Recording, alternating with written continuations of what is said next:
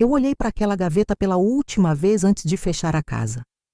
62 anos de vida, 43 de casamento, e tudo o que me restava cabia em 3 malas e 2 caixas de papelão. Mas não foi a mudança que me quebrou. Foi o que eu encontrei no fundo daquela gaveta, escondido entre papéis velhos e fotografias desbotadas. Um envelope pardo grosso, com meu nome escrito à mão, a letra do meu marido. E dentro dele, a verdade que destroçou cada memória que eu tinha construído ao longo de 4 décadas. Meu nome é Helena. Nasci e cresci em Belo Horizonte, num bairro simples perto da Lagoinha. Meu pai era motorista de ônibus, minha mãe costureira.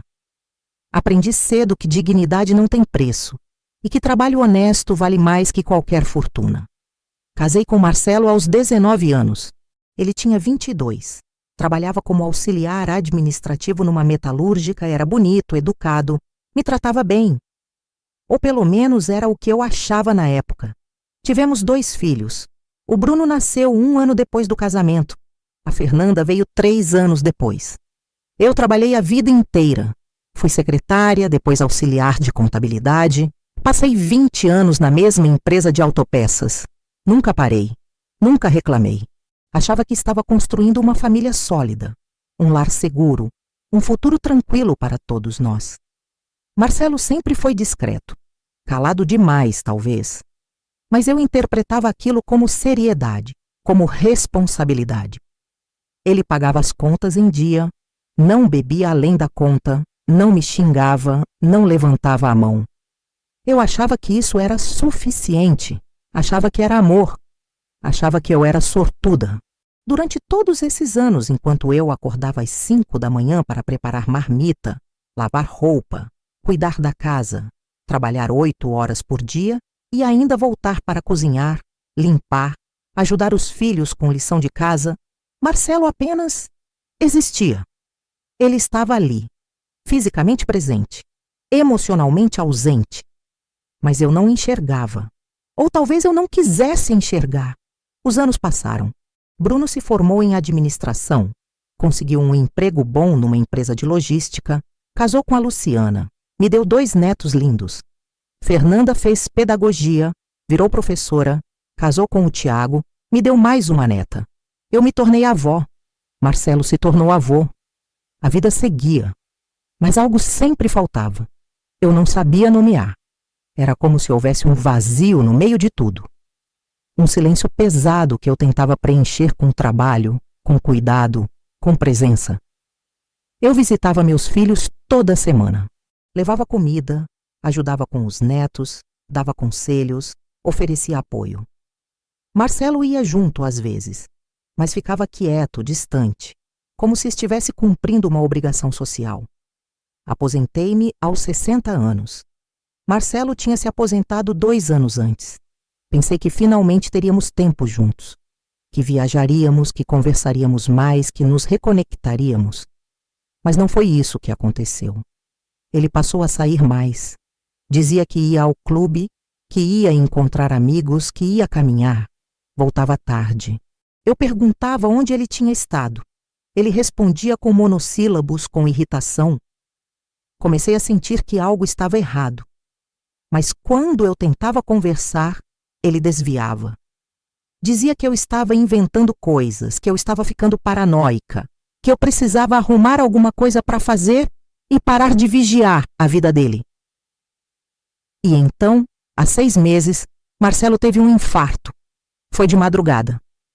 Eu acordei com o barulho dele caindo no banheiro. Chamei a ambulância. Ele ficou 5 dias na UTI.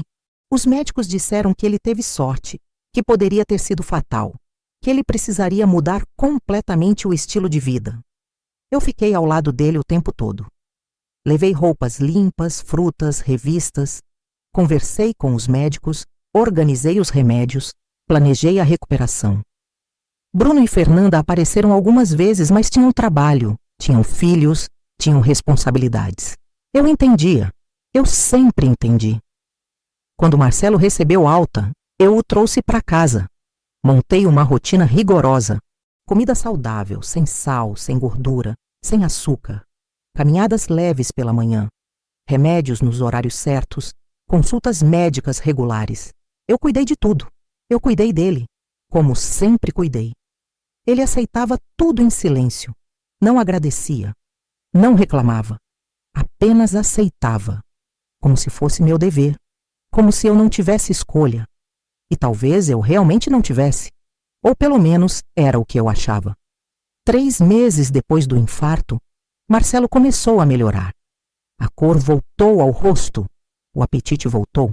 Ele começou a sair de novo. Primeiro para pequenas caminhadas, depois para encontros com amigos. Eu me senti aliviada. Achei que ele estava se recuperando, que tudo voltaria ao normal. Mas o normal de Marcelo nunca foi o que eu precisava.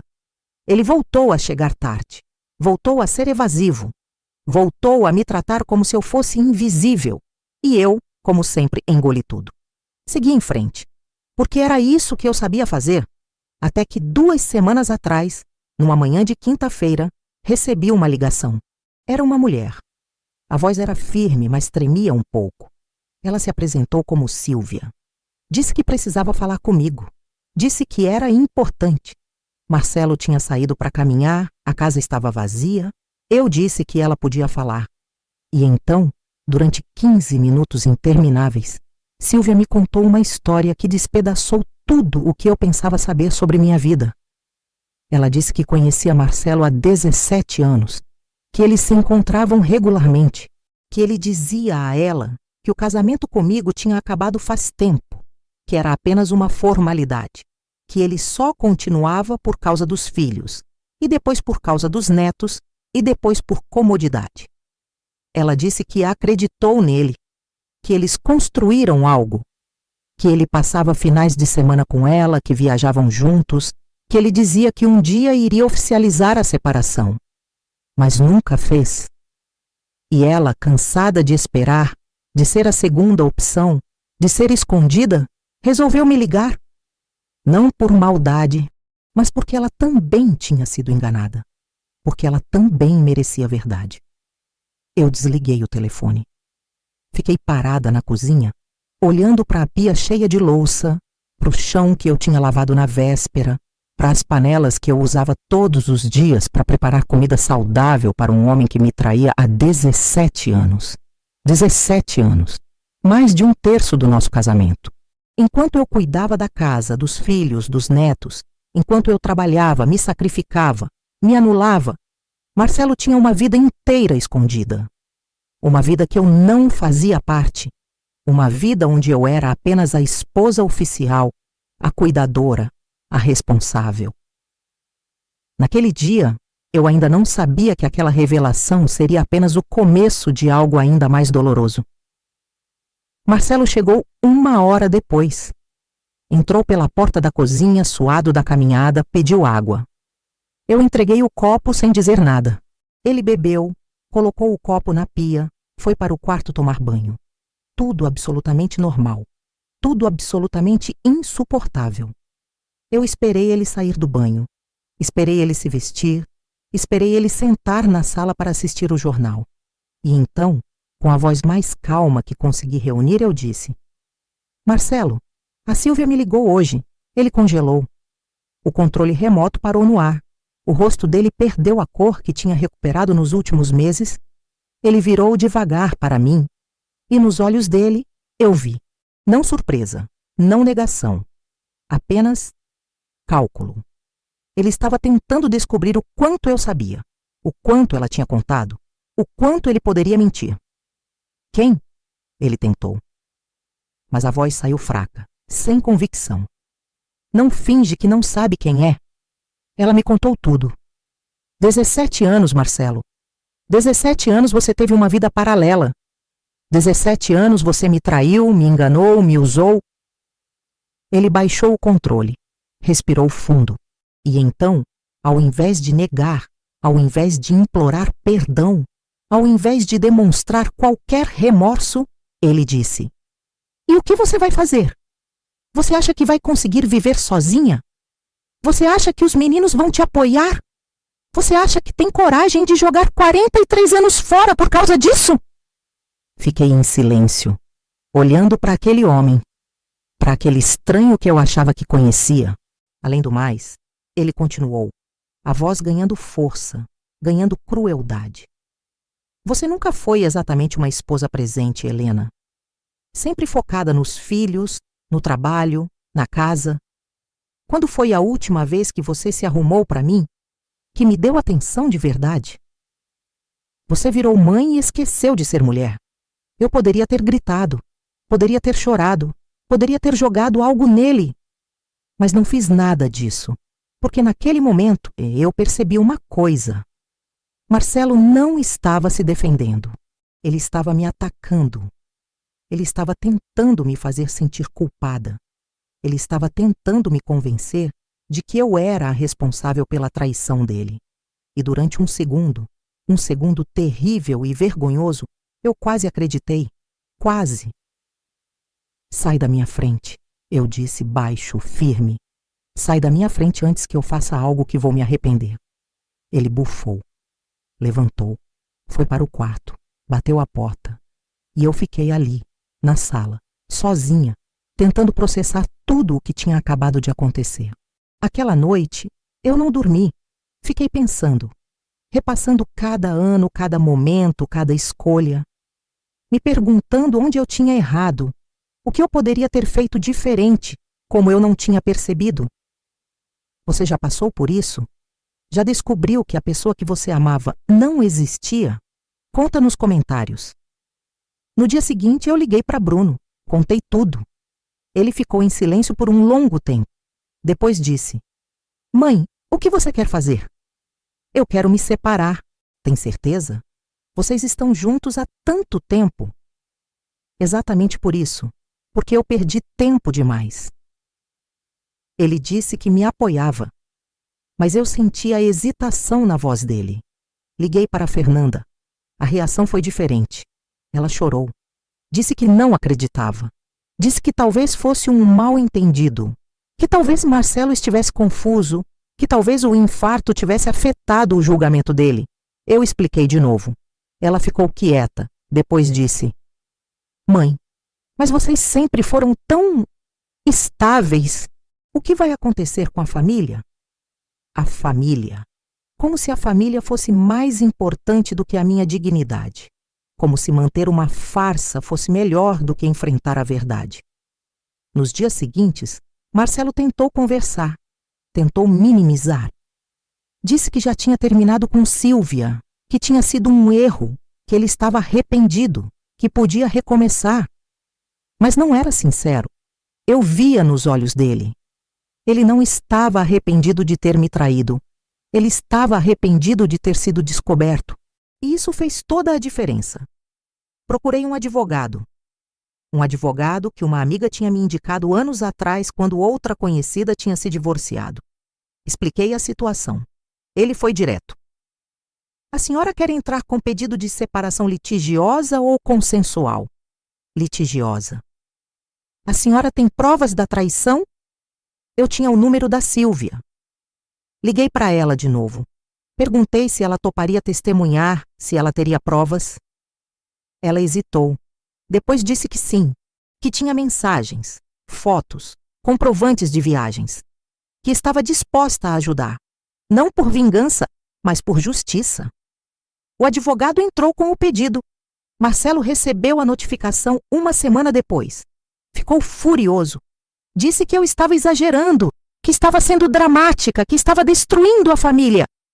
Mas não implorou, não chorou, não demonstrou amor, apenas raiva. Raiva por estar perdendo o controle. Os filhos ficaram divididos. Bruno tentou ser neutro, mas eu sentia que ele estava desconfortável. Fernanda claramente achava que eu estava sendo radical. Ela veio me visitar, sentou na cozinha, segurou minha mão. Mãe, eu sei que você está magoada. E você tem todo o direito. Mas vocês não podem tentar terapia de casal? Não podem tentar reconstruir? Fernanda, seu pai teve uma amante por 17 anos. Ele não me respeita. Nunca me respeitou. Mas ele sempre foi um bom pai. Ser bom pai não é desculpa para ser marido infiel. E se você se arrepender? E se ficar sozinha e sentir falta? Fernanda, eu já estou sozinha faz muito tempo. Eu só não sabia. Ela não insistiu mais, mas eu vi a decepção no rosto dela. Como se eu estivesse falhando como mãe por escolher minha dignidade. O processo de separação levou 3 meses. Marcelo contestou tudo. Alegou que não existia traição, que Sílvia era apenas uma amiga que eu estava inventando. Mas as provas eram claras. Mensagens explícitas, fotos de viagens, comprovantes de hotéis, reservas em nome dos dois. O juiz foi claro na sentença. Separação homologada. Divisão dos bens. A casa ficaria comigo. Marcelo teria que sair. Ele saiu numa terça-feira. Levou as roupas, alguns móveis que eram dele, livros, objetos pessoais. Não falou comigo. Apenas pegou tudo e foi embora. Deixou as chaves na mesa da cozinha.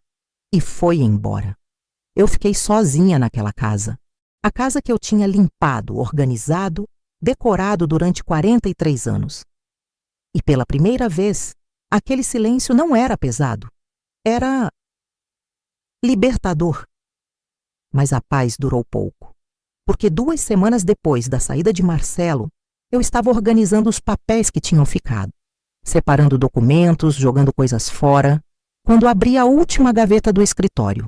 A gaveta que Marcelo usava para guardar papéis antigos. E no fundo, embaixo de recibos velhos, contas pagas, documentos de carro, eu encontrei o envelope. Um envelope pardo, grosso, com meu nome escrito na frente. Helena. A letra era dele, recente. Eu reconheci a caneta azul que ele usava.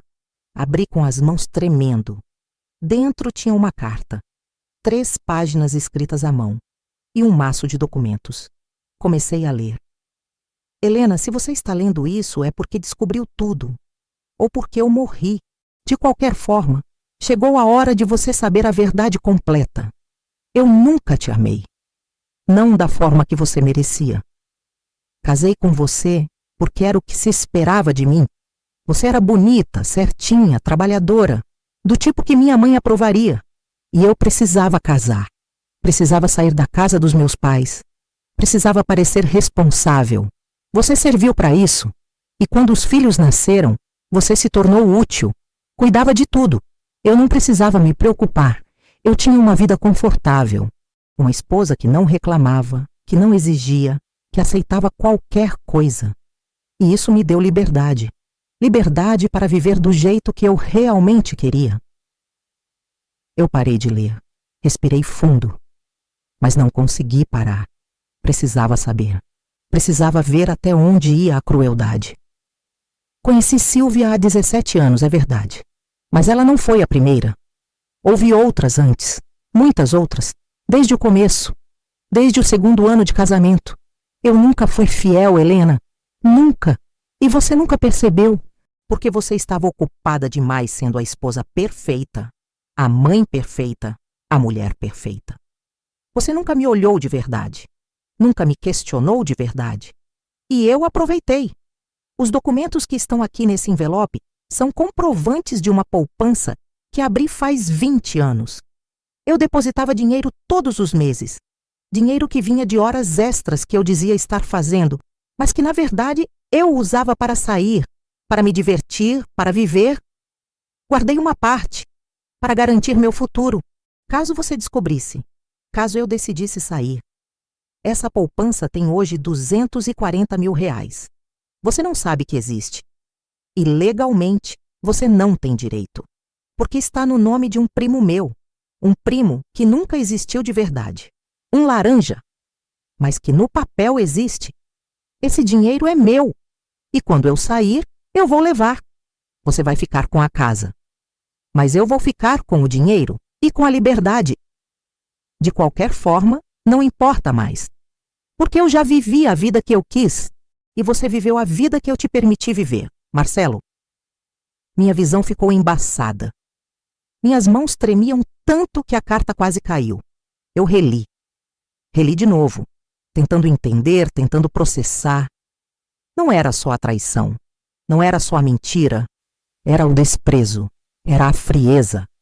Era o fato de que durante 43 anos eu tinha sido apenas uma peça útil na vida dele. Não uma esposa, não uma parceira, uma ferramenta. Olhei os documentos. Eram extratos bancários, comprovantes de depósito, tudo no nome de um tal de Roberto Ferreira, CPF que eu não reconhecia.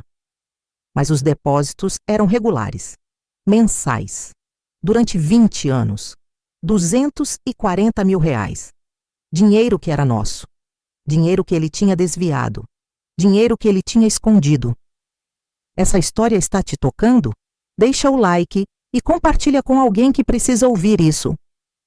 Sentei no chão, ali mesmo no escritório, no meio dos papéis espalhados, e pela primeira vez, desde que tudo tinha começado, eu chorei.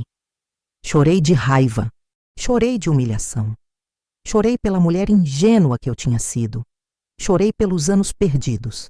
Chorei pela dignidade que eu pensei que estava resgatando, mas que na verdade tinha sido esmagada muito antes. Fiquei ali por horas, até a luz do dia ir embora e a casa ficar escura, até não ter mais lágrimas, até o choro virar apenas soluços secos. E então, no meio daquela escuridão, algo mudou. Eu parei de chorar, limpei o rosto, levantei, acendi as luzes, peguei os documentos, peguei a carta e saí. Voltei ao advogado no dia seguinte. Coloquei tudo em cima da mesa dele. Expliquei. Ele leu, analisou os documentos, pegou o telefone, fez algumas ligações. Depois olhou para mim. Esse Roberto Ferreira existe, tem CPF ativo, mas nunca declarou imposto de renda. Nunca teve conta em banco até essa poupança. É um laranja, sem dúvida. Mas provar que o dinheiro é do seu ex-marido vai ser complicado. Eu tenho a carta.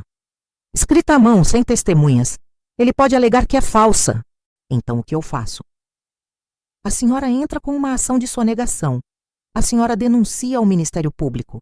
A senhora não deixa isso passar. Mesmo que não consiga recuperar o dinheiro, a senhora expõe. E a justiça vai investigar. Fiz exatamente isso. Entrei com todas as ações possíveis. Denunciei. Juntei as provas e esperei. Marcelo foi notificado. 2 semanas depois ele me ligou. A voz estava alterada, nervosa. Helena, o que você fez? O que eu deveria ter feito há muito tempo? Você está me denunciando? Está tentando me ferrar? Eu estou exigindo justiça. Você não vai conseguir nada. Esse dinheiro não é seu. Marcelo, durante 43 anos eu trabalhei. Eu cuidei da casa. Eu cuidei dos filhos. Eu cuidei de você. Enquanto você desviava dinheiro, mentia, traía, usava. Esse dinheiro é sim meu. E mesmo que eu não consiga reaver 1 centavo, todo mundo vai saber que tipo de homem você é. Ele desligou. Eu soube, através de conhecidos em comum, que Marcelo estava desesperado. Contratou advogado, tentou barrar as investigações. Mas a Receita Federal não brinca, nem o Ministério Público. A investigação avançou e 3 meses depois, o Marcelo foi intimado a prestar esclarecimentos. Enquanto isso, eu comecei a reconstruir minha vida, de verdade. Não era fácil. Tinha dias que eu acordava e sentia o peso de tudo. O fracasso do casamento, a traição, a humilhação, a sensação de ter sido usada. Mas também tinha dias em que eu acordava e sentia algo que eu não sentia há muito tempo. Liberdade. Eu voltei a encontrar minhas amigas. A Neuza, que tinha sido minha colega de trabalho. A Célia, que morava 2 ruas abaixo. Mulheres que eu tinha negligenciado durante anos porque estava focada demais na família. Elas me acolheram, me ouviram, me apoiaram, sem julgamento. Comecei a fazer coisas que eu gostava. Voltei a ler. Matriculei-me num curso de artesanato. Passei a caminhar todas as manhãs no parque perto de casa. E pela primeira vez em décadas, eu olhava no espelho e via alguém. Não a esposa de alguém, não a mãe de alguém, apenas eu, Helena. Aos poucos, meus filhos começaram a entender. Bruno veio me visitar. Conversamos. Ele pediu desculpas por não ter me apoiado mais no começo. Disse que tinha sido difícil processar, que ele não queria acreditar que o pai era capaz daquilo, mas que agora entendia e que estava do meu lado. Fernanda demorou mais. Ela claramente estava dividida. Amava o pai, amava a mim e não queria escolher. Mas com o tempo, conforme a investigação avançava, conforme mais detalhes vinham à tona, ela foi percebendo. Ela veio me visitar numa tarde de domingo. Trouxe a neta. Ficamos conversando na sala. Mãe, eu sinto muito. Pelo quê, filha? Por ter duvidado de você. Por ter achado que você estava exagerando. Eu sei que não foi fácil. E eu sei que você fez o certo. Eu abracei minha filha. E naquele abraço, eu senti que algo estava se curando. Não tudo, mas algo. A investigação da Receita concluiu que houve sonegação. Marcelo foi multado. E o dinheiro da poupança foi bloqueado. A justiça determinou que metade daquele valor era meu. 120 mil reais. Não era tudo. Não compensava os anos perdidos. Mas era justiça. Era reconhecimento. Era a confirmação de que eu não estava errada. De que eu não estava louca. De que eu tinha sido, sim, vítima de um homem que me usou durante décadas. Usei o dinheiro para reformar a casa. Pintei as paredes de cores que eu gostava. Troquei os móveis. Transformei o escritório dele num ateliê de artesanato. Tirei da casa qualquer vestígio de Marcelo. E aos poucos, aquela casa deixou de ser a casa onde eu tinha sido infeliz. E se tornou a minha casa, o lugar onde eu era livre. Marcelo tentou entrar em contato algumas vezes. Mensagens tentando explicar, tentando se justificar. Eu bloqueei o número. Não queria ouvir. Não precisava ouvir. Ele teve 43 anos para me respeitar e escolheu não fazê-lo. Hoje, 6 meses depois de abrir aquela gaveta, eu olho para trás e vejo claramente. Eu não perdi tudo. Eu perdi a ilusão. A ilusão de que eu tinha um casamento sólido. A ilusão de que eu tinha um marido presente. A ilusão de que sacrifício sem limite é amor. Mas ganhei algo muito maior. Ganhei a mim mesma. Ganhei respeito próprio. Ganhei clareza. Ganhei a coragem de não aceitar migalhas. De não fingir que está tudo bem quando não está. Aprendi que amor verdadeiro exige reciprocidade. Que casamento é parceria, não servidão. Que ser boa esposa não significa se anular. E que às vezes a maior prova de amor próprio é ter coragem de partir. Meus filhos estão bem. Meus netos continuam sendo minha alegria. Eu continuo vendo todos regularmente. Mas agora, quando vou embora, eu volto para um lugar que é meu, para uma vida que é minha, para uma rotina que eu escolhi. Eu não sei o que o futuro reserva. Não sei se vou me relacionar de novo. Não sei se vou confiar de novo. Mas sei uma coisa. Nunca mais vou aceitar ser tratada como segunda opção. Nunca mais vou fingir que não vejo desrespeito. Nunca mais vou sacrificar minha dignidade em nome de manter as aparências. Porque eu aprendi, da forma mais dolorosa possível, que aparência não alimenta a alma. Que família construída em mentira não é família. E que às vezes perder tudo é a única forma de ganhar a si mesma. Aquela gaveta, aquele envelope, aquela carta mudaram tudo. Mas não me destruíram. Me libertaram. Me mostraram que eu sou muito mais forte do que eu imaginava. Que eu mereço muito mais do que eu estava aceitando. E que recomeçar aos 62 anos não é o fim. É apenas um novo começo. Um começo onde eu sou a protagonista. Onde eu importo. Onde eu existo. Se essa história tocou seu coração, compartilha para que mais pessoas aprendam. Comenta de que cidade você está assistindo e se quiser mais histórias assim, se inscreve no canal e ativa o sininho. Porque todas nós merecemos ser respeitadas. Todas nós merecemos dignidade.